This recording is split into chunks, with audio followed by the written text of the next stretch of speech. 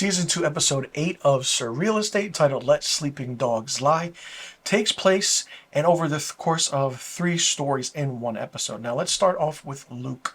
Luke is going to look for his mother, and after the events of the first season, he's been really lost because we know that his mother left him, but really an explanation wasn't given as to why. But when Luke finally confronts his mother and sees her, and he finds out that she's a real estate agent as well, and the kind of conversation goes off okay, but in a sarcastic way from Luke, being that because, the mother figures out and she knew, like, do you still hear those voices? And it's like, wow, she knew the entire time.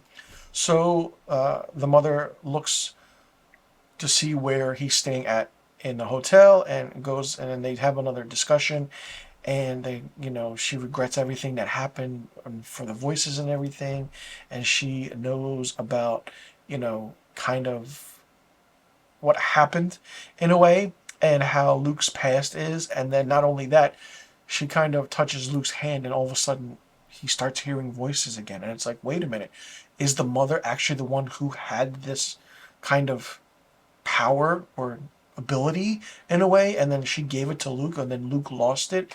All the while, Luke in the beginning of this episode also was bowling at the bowling alley that he owns, and he was trying to, talk to anyone, or, because he used to talk to his father.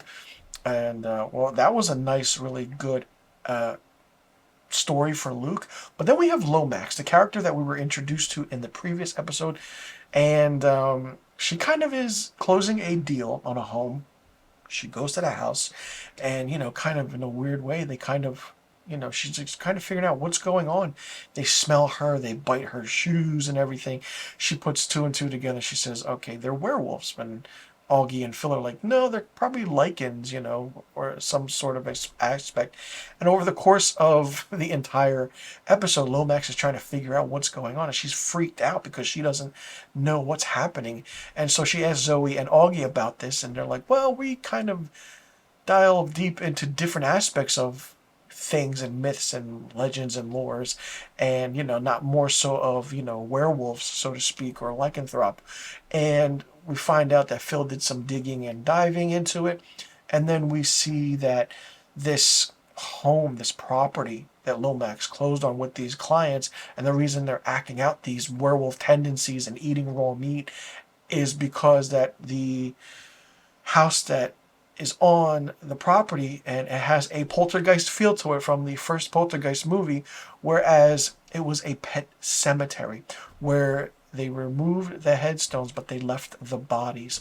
So they do a nice little Craig T. Nelson poltergeist joke, and it's really, really fun. And once you hear it, it's really, really great. I mean, of course, you know how the poltergeist story goes in the movie is they left the bodies, but they only removed the headstones. And it's a great, great thing. So Lomax has to go to one of Phil's friends, get a statue of a certain priest in a way, and kind of put it in the northwest corner of this property in order for the full moon to gaze upon it and release the clients of this kind of, I want to say, possession of the lichens. Then we have Zoe's character, who is still trying to figure out what to do because she was a real estate agent. She doesn't know what to do. And then she kind of talks to Augie. It's like, I need Susan here because she's the only one that understood me.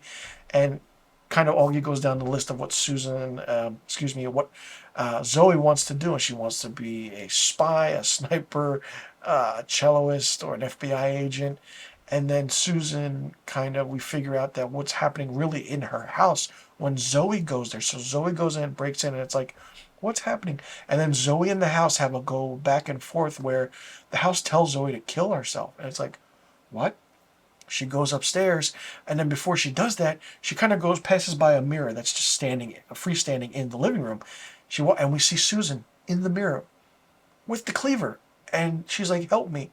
And she gets sucked back into the mirror. And then Zoe goes upstairs, and all of a sudden the walls start moving and closing in on her. And it's just like a practical effect that's really, really crazy. And then the ending happens, and we see that, she walked through this door in the middle of the episode, and then she's outside now with things flying at her from above. And then Luke and Augie are like, what happened to her? So, and then that was the end of the episode. So the next episode, which is episode 9, as of this review for season 2, they're going to the house and they're going to figure everything out, what's going to happen. This has been a fantastic, phenomenal season of Surreal Estate, and it's really, really insane and crazy to say because people aren't talking about it. This is a show that needs to be talked about. It's a fun paranormal show. It's a fun show to the point where it's like, this is original, it's new. And I'm going to keep saying it over and over again until word of mouth, my word of mouth through these reviews gets out and says, hey, watch Surreal Estate. You'll love it. If you've seen Winona Earp, if you've seen Schitt's Creek, you know who some of these actors are. You've seen some of these other actors in other TV shows, indie movies for that matter, and you know who they are and what they're capable of. And it's really, really fun. The stories are great. The stories are original. Each episode has a different take. And it was basically focused on Luke and Susan for the most part of season 1, most of season 2. And then they gave them the, I want to say this episode's subplots where we know about Augie, Phil, Zoe, Lomax. More so of that, and it's a really cohesive aspect of what this season is. It's a phenomenal, phenomenal show. I can't stress enough about how amazing this show is. And the viewership really, really up there and high. I mean, it took 2 years for a second season to get going. And it's really great. I'm hoping there's a third season because you can do so much more with this show. And if you can't, then end it on a high note in a great, great way. But then, find out where everything happens for a reason. Give everyone a nice closing.